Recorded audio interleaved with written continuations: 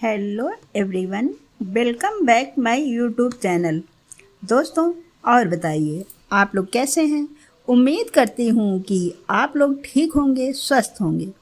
दोस्तों, मेरा आप लोगों से अनुरोध है कि अगर आप लोगों ने अभी तक मेरे चैनल को सब्सक्राइब नहीं किया है तो प्लीज़ चैनल को सब्सक्राइब कर दें, लाइक और कमेंट अवश्य करें।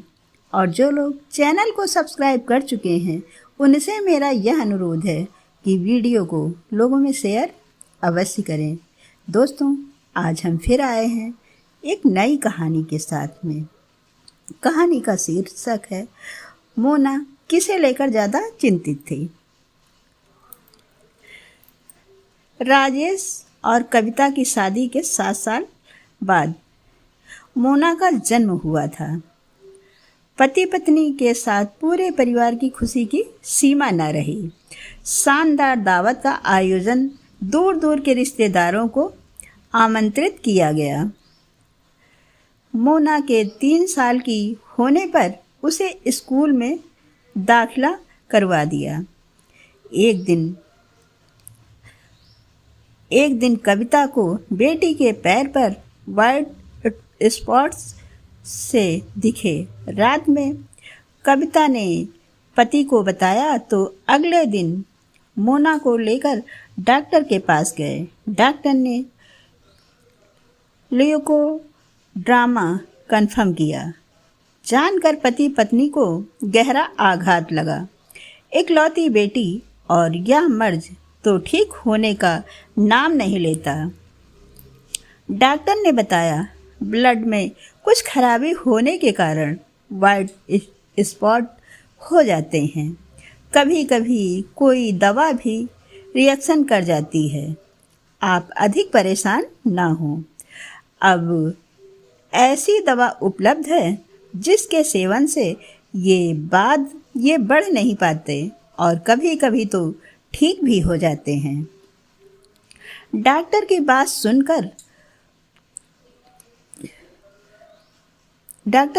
सुनकर सविता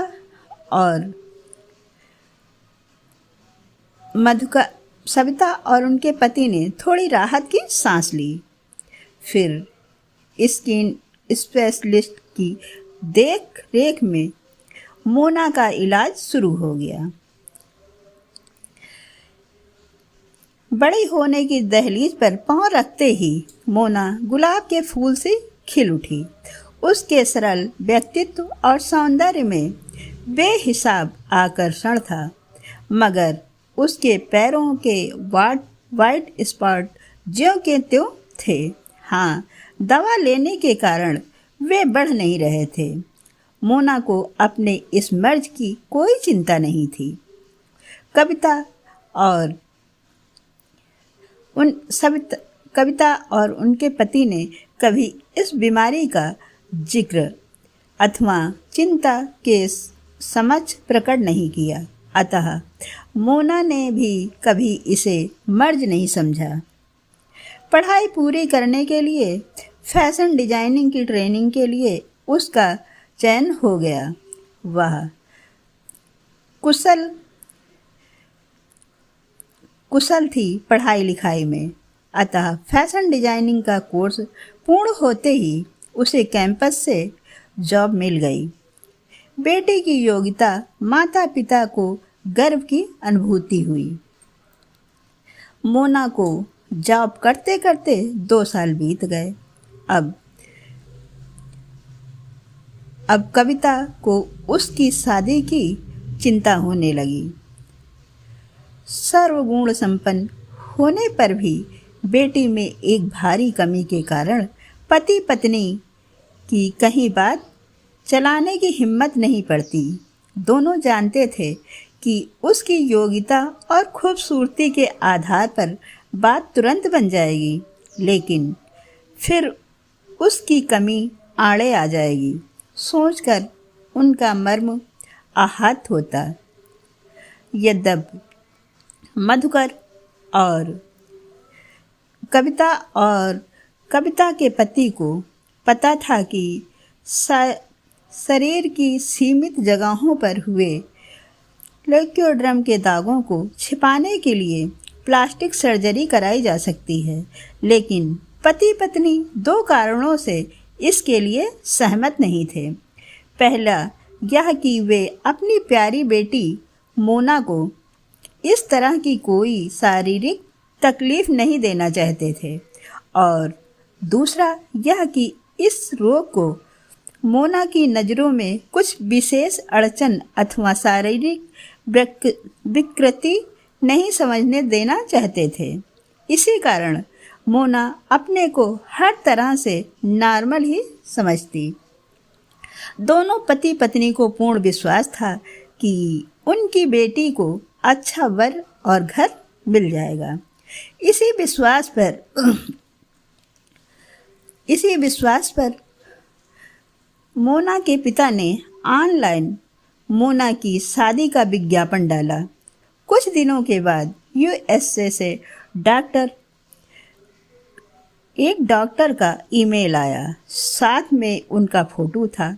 उन्होंने पूरा परिचय देते हुए लिखा था, मैं डॉक्टर गौरव स्किन स्पेशलिस्ट हूँ, बैचलर हूँ और खुद के लिए आपका प्रस्ताव पसंद है। आपने अपनी बेटी में जिस कमी का वर्णन किया है वह मेरे लिए कोई विशेष मायने नहीं रखती है। मैं आपको पूर्ण विश्वास दिलाना चाहता हूँ कि हमारी तरफ से आपको या आपकी बेटी को कभी किसी प्रकार की शिकायत का मौका नहीं मिलेगा। यदि आपको भी हमारा रिश्ता मंजूर हो तो आप लोग बेंगलुरु आकर मेरे माता पिता से बात कर सकते हैं। बात पक्की होने पर मैं विवाह के लिए इंडिया आ जाऊंगा। गौरव का मैसेज पढ़ करके मोना के माता पिता को सुखद प्रतीत हुआ। मोना से भी बात की, उसे भी गौरव की जाप और फोटो पसंद आया। माता पिता के कहने पर उसने ऑफिस से भी बात कर ली। सब कुछ ठीक लगा। बेंगलुरु जाकर मोना के माता पिता गौरव के परिवार वालों से बातचीत को बिना किसी नानुकुर के शादी पक्की हो गई। 1 माह का अवकाश लेकर गौरव इंडिया आ गया। धूमधाम से मोना और गौरव की शादी हो गई। दोनों कुछ दिन मैके और ससुराल में रहकर वह अपने पति के साथ बेंगलुरु चली गई। सब कुछ अच्छा होने पर मोना के माता पिता को बेटी के शुभ भविष्य के प्रति मन में कुछ खटक रहा था। यूएस से पहुंचकर मोना रोज ही माँ से फ़ोन पर बातें करती। अपना और अपने पति का दिन भर कैसे व्यतीत हुआ पूरा हाल बताती। मोना के माता पिता को सुन करके बहुत अच्छा लगता। मोना की माँ को तो बहुत ही ज़्यादा खुशी मिलती बेटी का अच्छा पति और घर परिवार पा करके।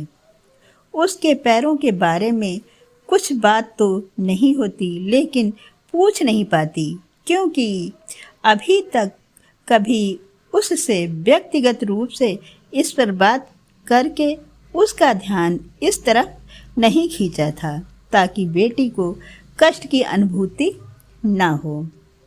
मोना ने भी कभी इस बाबत माँ से कोई बात नहीं की थी। इस विषय में माँ से कुछ कहना उसे कोई ज़रूरी बात नहीं लगती थी। बस इसी तरह समय निकलता गया। खुद स्किन स्पेशलिस्ट डॉक्टर होने के कारण गौरव को लेक्योड्रम के बारे में पूरी जानकारी थी। वे इससे परिचित थे कि यह बीमारी आनुवंशिक होती है और ना ही छूत की, अपितु शरीर में ब्लड में कुछ खराबी होने के कारण हो जाती है। एक लिमिट में रहने तक प्लास्टिक सर्जरी से छुपाया जा सकता है। उन्होंने मोना के साथ भी वही किया। कुछ अन्य डॉक्टरों से सलाह मशवरा करके उन्होंने बारी बारी से मोना के दोनों पैर प्लास्टिक सर्जरी द्वारा ठीक करा दिया। कुछ समय और बीता तो मोना को पता चला कि उसके पांव भारी हैं। उसने गौरव को इस शुभ समाचार से अवगत कराया। गौरव ने अपनी खुशी व्यक्त करते हुए उसे बाहों में भर लिया। माँ को भी इस शुभ समाचार से अवगत कराओ, गौरव ने कहा। हाँ जरूर, मोना ने मुस्कुराते हुए कहा। दूसरे दिन मोना ने फ़ोन पर माँ को बताया। मोना की माँ और उसके पापा को अपार खुशी हुई। इतनी खुशी की अनुभूति हुई, उन्हें विश्वास हो गया कि उनकी बेटी का दाम्पत्य जीवन सुखद है। दोनों पति पत्नी ने शीघ्र यूएसए जाने की तैयारी भी कर ली। मोना और गौरव के पास मैसेज भी भेज दिया। यथासंभव बेटी दामाद उन्हें रिसीव करने पहुंच गए। काफ़ी दिनों बाद मोना को देखकर उसकी माँ ने उसे गले से लगा लिया। घर आकर विस्तृत रूप से बातचीत हुई। मोना के पैरों को सही रूप में देखकर उसकी माँ और पिता को असीम खुशी हुई। शिकायत करती हुई माँ ने मोना से कहा, अपने पैरों के बारे में तुमने मुझे नहीं बताया। हाँ माँ, यह कोई ऐसी विशेष बात तो थी नहीं जो तुम्हें बताती, मोना ने लापरवाही से कहा। मोना की माँ ने स्वीकार लिया कि बेटी की जिस बीमारी को लेकर हम लोग 24-25 सालों तक तनाव में रहे, वह दामाद के लिए कोई विशेष बात नहीं रही। योग्य दामाद के रूप में बेटी का दाम्पत्य जीवन और भविष्य उज्जवल रहेगा, सोचा उसकी माँ को मोना की माँ को भारी सुकून मिला। दोस्तों, यह रही एक छोटी सी कहानी। कहानी कैसी लगी आप लोग कमेंट के माध्यम से अवश्य बताना। कहानी में अंतिम समय तक बने रहने के लिए आप सभी का दिल से धन्यवाद। दोस्तों, अब हम फिर मिलते हैं अपनी अगली वीडियो में। तब तक के लिए नमस्कार। जय हिंद, जय भारत।